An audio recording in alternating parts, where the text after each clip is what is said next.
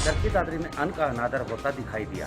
मंडियों में गेहूं और सरसों की बर्बादी हो रही है। मंडियों में पड़े गेहूं पर वाहन गुजर रहे हैं।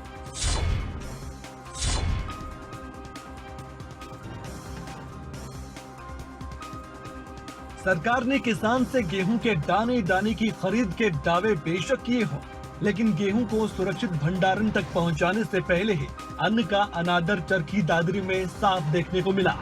मंडियों में चारों तरफ सड़क पर ही सरसों और गेहूं बिखरा पड़ा था। इस पर दिन भर किसानों के वाहन गुजर रहे थे।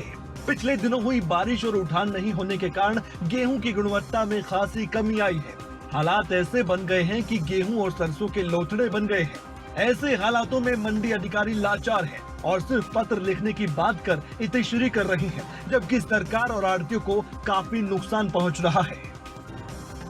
सरसों भीगने की जैसे कल बरसात आई थी, कुछ रिपोर्ट आई है कि सरसों भीग गई है, तो हमने आढ़तियों भी था, तो हमने उस आढ़तियों को पहले ही सचेत किया हुआ था इस बारे में। मौसम विभाग की तरफ से जो सूचना आ गई थी उसके बारे में कि वे अपनी तैयारियां करके रखे, झरने, तरपाल, कैरेट वगैरह और अपने तरपाल की सुरक्षितता जारी रखे। दावे कितने ही किए जा रहे हो, लेकिन हकीकत कुछ और ही है।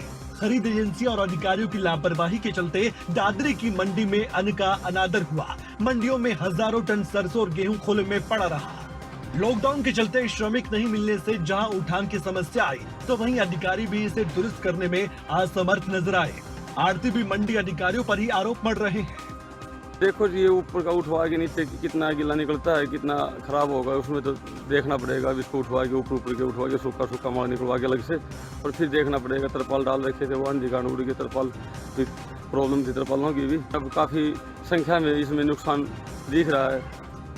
आढ़तियों ने कहा कि श्रमिकों की कमी के कारण उठान नहीं हुआ, तो बारिश ने गेहूं और सरसों को नुकसान पहुंचाया है। यानी एक दूसरे पर बात डालने वाला सिस्टम यहाँ भी प्रभावी है। लेकिन जो चरखी दादरी में नुकसान हुआ है, उसकी भरपाई कौन करेगा, यही सबसे बड़ा सवाल है। खबरें अभी तक के लिए चरखी दादरी से प्रदीप साहू की रिपोर्ट। फिलहाल देखना ये होगा कि सड़क पर बिखरे इस अन्न को लेकर कोई व्यवस्था की जाती है या फिर किसानों की मेहनत पर ऐसे ही पानी फिरता रहेगा।